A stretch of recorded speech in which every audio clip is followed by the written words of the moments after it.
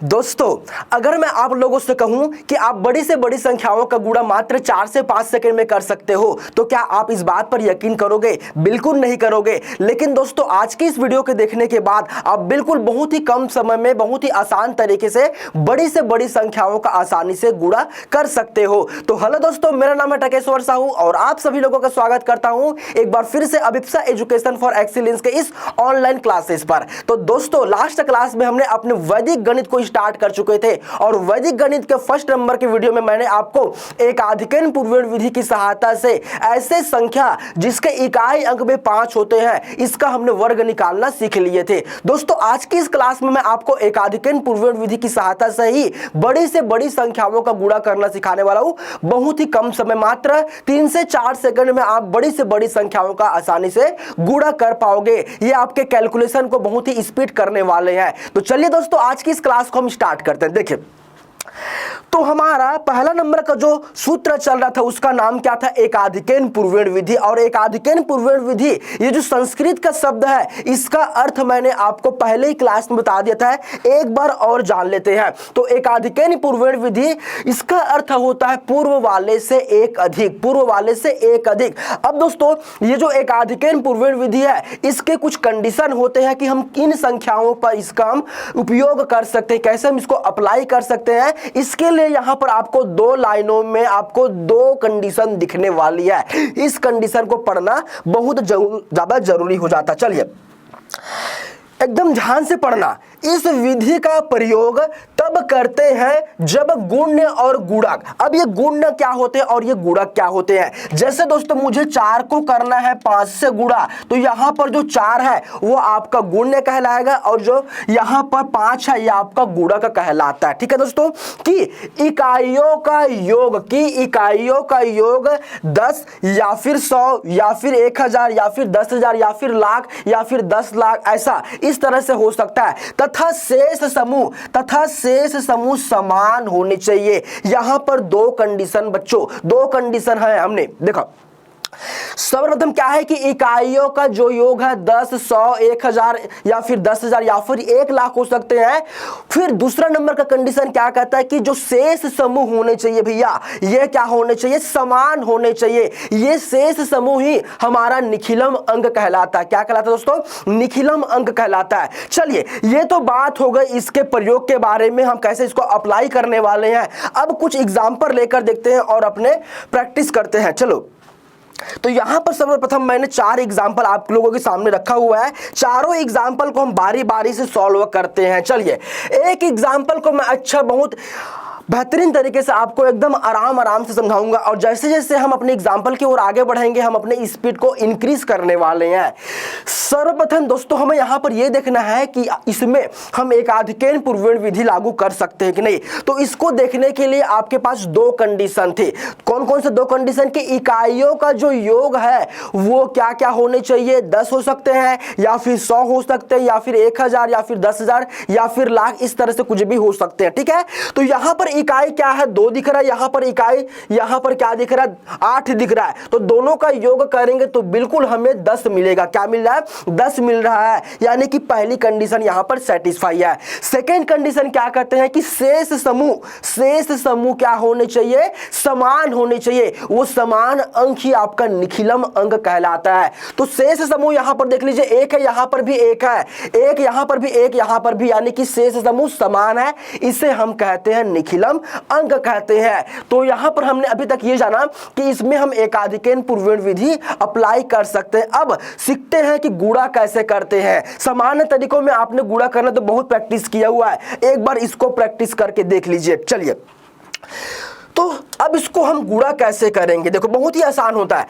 सबसे पहले आपको यहां पर देखना निखिलम अंक। निखिलम अंक मैंने क्या कहा है कि समान अंक ही आपका, समान जो अंक है वो समान जो अंक है आपका, वही क्या कहलाता है? निखिलम अंक। तो शेष समूह यहां पर 1 और यहां पर 1, ये समान समूह थे, यही हमारा निखिलम अंक होता है। और इस निखिलम अंक का गुणा आप करते हो इससे एक अधिक से। एकाधिकन पूर्वण विधि पढ़ रहे हैं ना, तो एक अधिक से गुणा करेंगे। 1 का 1 अधिक करेंगे तो यहां पर हमें मिल चुका 2। आराम से समझना। ठीक है। फिर यहां पर आप एक स्लैश लगा दो, क्या लगा दो, स्लैश लगा दो। उसके बाद आप करोगे इकाइयों का गुणा, यानी कि 2 और ये 8 दोनों का गुणा करेंगे तो क्या मिलेगा, 2 अट्ठे 16, 2 अट्ठे 16 मिल चुका। यहां पर इतना लिखते ही दोस्तों आपको 2 सेकंड के लिए रुक जाना है, 2 सेकंड के लिए रुक जाना है, 2 सेकंड मात्र इसी क्वेश्चन के लिए। बाकी अब आगे जाओगे तो इतने ज्यादा प्रैक्टिस कर लेना है कि आप इसको फट से उत्तर बता सकते हो। किस लिए सर 2 सेकंड यहां पर रुकेंगे, तो यहां पर थोड़ा सा सोचना है कि जो हमें इकाइयों का योग मिला था वो 10 मिला था, जिसमें से एक शून्य है। अब यहां पर स्लैश के बाद जो भी हमें अंक मिलेंगे वो 2 अंकों वाली संख्या होनी चाहिए। कैसे संख्या होनी चाहिए, 2 अंकों वाली संख्या होनी चाहिए, क्योंकि हम यहां पर जो 1 0 है इसका डबल करेंगे, 1 0 का डबल करेंगे यानी कि 2, तो 2 अंकों वाली संख्या मिलनी चाहिए। तो स्लैश के बाद यहां पर मिल रहा है 16, 2 अंकों वाली संख्या है। अगर 1 अंकों वाली संख्या मिलता तो उसको हम 2 अंकों वाली संख्या दोस्तों बनाने की कोशिश करते हैं। कैसे बनाने की कोशिश करते हैं इसको मैं आगे बता दूंगा, ठीक है। चलिए अब क्या करेंगे, 1 का गुणा कर दो 2 से तो 2 हो चुका। अब यहां पर ये 16 को उतार दो, ये आपका हो चुका फाइनल आंसर। देख लो मात्र 2 से 3 सेकंड, 2 से 3 सेकंड इतना प्रैक्टिस कर लेना है कि ये आपको बिना पेन उठा बिना कलम उठा इस क्वेश्चन को इजीली आप सॉल्व कर सकते हो, ठीक है। चलिए एक एग्जांपल और, यहां पर 2 अंकों वाली संख्या दी गई है, इसको गुणा करते हैं। अब इसको थोड़ा सा स्पीड करेंगे। कैसे करेंगे, पहले इकाइयों को देखेंगे, इकाइयों का योग कितना होना चाहिए भैया, 10 होना चाहिए। तो 1 और 9 यानी कि हमें मिल चुका 10, क्या मिल चुका, 10 मिल चुका। पहले ही मैं स्लैश लगा देता हूं, तो स्लैश के बाद 2 अंकों वाली संख्या मिलनी चाहिए। उससे पहले समान जो समूह है, जो शेष समूह है वो समान होने चाहिए। तो यहां पर 2, यहां पर भी 2 है, ये समान समूह क्या है, कहलाएंगे आपका निखिलम अंक। अब इस निखिलम अंक का गुणा करते हैं इससे एक अधिक से।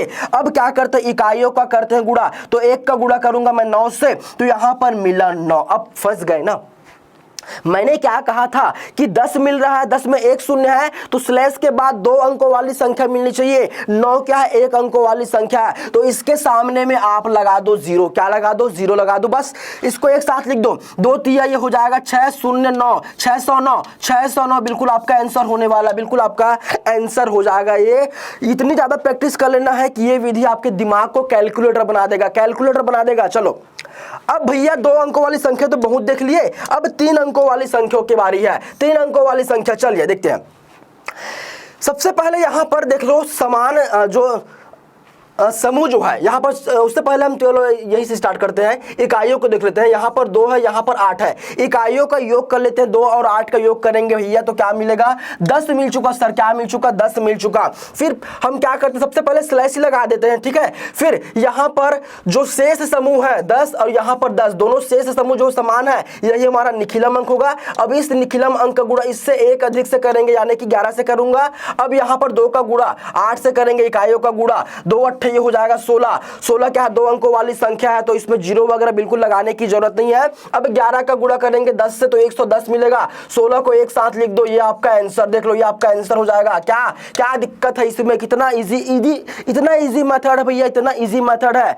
बड़े बड़े कॉम्पिटिशन एग्जाम में ऐसे गुणा भाग करने दिया जाता है, आप फंस जाते हो। बहुत ही आसान तरीके से आप इसको गुणा कर सकते हो। चलो दोस्तों यहां पर एक एग्जांपल और दिया गया, 905 गुना 905, इसको भी उखाड़ फेंक देंगे। क्या करेंगे, पहले आप देख लो इकाई को 5 और 5 दोनों को जोड़ दिए सर, 10 मिल चुका। स्लैश पहले ही लगा लेते हैं। अब यहां पर शेष समूह 90 है, 90 है, शेष समूह क्या समान है, ये हमारा हुआ निखिलम अंक। अब इस निखिलम अंक का गुणा करते हैं आप इससे एक अधिक से, यानी कि 91 से गुणा करेंगे। फिर स्लैश के बाद इकाइयों का गुणा, 5 का गुणा 5 से, तो 5 पंच ये हो जाएगा 25। 0 वगैरह लगाने की जरूरत है क्या, बिल्कुल नहीं है, क्योंकि 10 मिला था, 10 में एक शून्य तो उसका डबल, यानी कि 2 अंक वाली संख्या मिला था, 2 अंक वाली संख्या मिल चुका है। अब क्या करेंगे, इसको गुणा करेंगे। पहले ही शून्य दिख गया, शून्य को पहले लिख देता हूं। 1 का गुणा करूंगा 9 से, तो 9 1 कम 9, 9 का गुणा करूंगा 9 से, तो 9 9 81, 81 को उतार दिए। फिर साथ में ये 25 को भी लिख दो, ये आपका हो जाएगा आंसर। ये आपका क्या हो चुका दोस्तों, इतना हो चुका आपका आंसर, ठीक है। इतना आसान तरीका है एकाधिक इम्प्रूवमेंट विधि, ठीक है। चलो कुछ अलग टाइप के मैं एग्जांपल यहां पर लेना चाहूंगा जहां पर आप बिल्कुल फंसने वाले हो। ये 2 एग्जांपल बहुत बेहतरीन, बहुत खूबसूरत सा है। चलो अब इस क्वेश्चन को हम सॉल्व करते हैं, मुझे आप इसका आंसर बताओ, ठीक है दोस्तों। चलो चलो तो यहाँ पर सबसे पहले तो दोस्तों मेरे फंस जाएंगे कि सर इसमें हम निखिलम बोलता हूँ, इसमें एकाधिकरण पूर्ववर्ण विधि लागू कर नहीं सकते। क्यों? क्योंकि भैया यहाँ पर 8 दिख रहा है, यहाँ पर 2 दिख रहा है, इकाइयों का योग कर दिए तो 10 तो मिल गया। यहाँ तक की कहानी तो एकदम सही है, एकदम सही से चल रही है यहाँ तक की कहानी। उसके बाद शेष समूह की बारी आती है। यहाँ पर 68 दिखता है, यहाँ पर 61 दिखता है। दोनों तो समान नहीं है, दोनों समान होने चाहिए थे, दोनों समान नहीं। अब क्या करेंगे? फंस गए ना। तो दोस्तों क्या बोलेंगे कि इसमें सर हम एकाधिकरण पूर्ववर्ण विधि बिल्कुल लागू नहीं कर सकते। लेकिन दोस्तों आपका ऐसा सोचना बिल्कुल गलत होने वाला है। मैं इसी क्वेश्चन में एकाधिकरण पूर्ववर्ण विधि लागू करके आपको दिखा दूंगा। ये बस क्वेश्चन को सही तरीके से ऑब्जर्व करने पर निर्भर करता है कि आपने क्वेश्चन को कैसे देखा है। ठीक है, चलो इसमें ना मैं थोड़ा सा अलग करता हूं। कैसे अलग करूंगा पता है? पहले मैं यहां पर इसे स्टार्ट करता हूं 6 और यहां पर दिया गया 6। स्टार्टिंग में क्या है? यहां पर 6, यहां पर क्या है? 6 है। तो ये दोनों तो समान है, इसी को मैं मान लेता हूं निखिलम अंक। क्या कर लेता हूं? शेष समूह क्या है? यहां पर 6 है, ये दोनों समान है, यही हमारा हो जाएगा निखिलम अंक। अब इस निखिलम अंक का गुणा करते इस एक अधिक, यानी कि 6 का गुणा 7 से करेंगे, फिर स्लैश लगा देते हैं। लेकिन सर यहां पर तो 8 है, यहां पर 2 है। अभी भी बच्चों आपने यहां पर ठीक से इसको ऑब्जर्व नहीं किया है। यहां पर 8 नहीं, ये दोनों को लो ना। यहां पर 88 को लो और यहां पर ये 12 को लो। तो 88 और ये 12 दोनों को जोड़ देंगे तो क्या मिलेगा भैया? 100 मिलेगा। मैंने क्या बोला था कि इकाइयों का जो योग है वो 10 हो सकते हैं, 100 हो सकते हैं, 1000 हो सकते हैं, या फिर 1 लाख भी हो सकते हैं। तो यहां पर क्या मिला? हमें 100 मिल चुका। अभी तक 4 एग्जाम्पल जो मैंने बताए हुए थे उसमें 10 मिल रहे थे। अब बिल्कुल यहां पर हम अप्लाई कर सकते हैं। बिल्कुल देख लो, आपका जो सोचना है दोस्तों वो गलत हो चुका है। ठीक है, अब यहां पर सर एकाधिकरण पूर्ववर्ण विधि हम लागू कर सकते हैं। 2 सेकंड के रुकना है। 100 में कितने जीरो है? 2 जीरो है, तो 2 का डबल करेंगे यानी कि 4। तो स्लैश के बाद 4 अंकों वाली संख्या मिलनी चाहिए। ठीक है, अब हम 88 का गुणा कर देंगे 12 से, ये 88 हो जाएगा, गुणा हो जाएगा ये 12। चलो अब गुणा करते हैं तो 6 7 ये हो जाएगा 42, फिर स्लैश लगा देते हैं। 12 8 हो जाएगा 96, 96 की फिर यहां पर आ गया 9 हासिल में। 12 8 96, फिर से 96 और यहां पर 9, 105 मिल चुका है। 105 को यहां पर उतार दो। ठीक है, यहां पर देखो दोस्तों 4 अंकों वाली संख्या हमें चाहिए था और यहां पर 4 अंकों वाली संख्या में मिल चुकी है। ठीक है, तो 42 और ये 10 और ये 56, ये पूरा एक साथ आप लिख दो, यही आपका हो जाएगा आंसर। ये आपका हो चुका है आंसर। तो क्वेश्चन को सही तरीके से आपको ऑब्जर्व करना है कि देखना है उसमें एकाधिकरण पूर्ववर्ण विधि लागू कर सकते हैं कि नहीं। ये रहा हमारा आज का अंतिम क्वेश्चन। अब यहां पर फिर से मेरे दोस्त फंसने वाले हैं कि सर हम इसमें अप्लाई कर सकते हैं कि नहीं एकाधिकरण पूर्ववर्ण विधि। सर्वप्रथम मेरे दोस्त क्या करेंगे, यहां पर 0 0 इकाइयों को देख लेंगे। सर इकाई का हम योग कर रहे हैं तो 10 100 या फिर 1000 तो कुछ भी नहीं मिल रहा है। तो अब क्या करेंगे? आप इसको थोड़ा सा अलग करो, यहां से देखना स्टार्ट करो क्वेश्चन को। यहां पर क्या दिया गया? 2, यहां पर भी 2। इसी को हम मान लेते हैं निखिलम अंक। पहले स्लैश लगा दो। निखिलम अंक का गुणा आप इसके एक अधिक से करते हो, यानी कि 3 से गुणा कर देंगे। ये पूरा 890, ये पूरा 890 इकाई की जगह होगा और ये 110। इन दोनों को जोड़ेंगे दोस्तों, 890 और 110 को जोड़ेंगे तो बिल्कुल आपको मिलने वाला 1000। और मैंने क्या बोला हुआ था कि इकाइयों का योग 10 भी हो सकता है, आपका 100 भी हो सकता है, 1000 भी हो सकता है, 10,000 भी हो सकता है, या फिर 1 लाख भी हो सकता है। अब यहां पर 1000 है, कितने जीरो है? 3 जीरो है, यानी कि स्लैश के बाद 6 अंकों वाली संख्या चाहिए। कितने? 6 अंकों वाली संख्या चाहिए। अब क्या करेंगे? तो 890 का गुणा कर दो। आप किससे कर दो?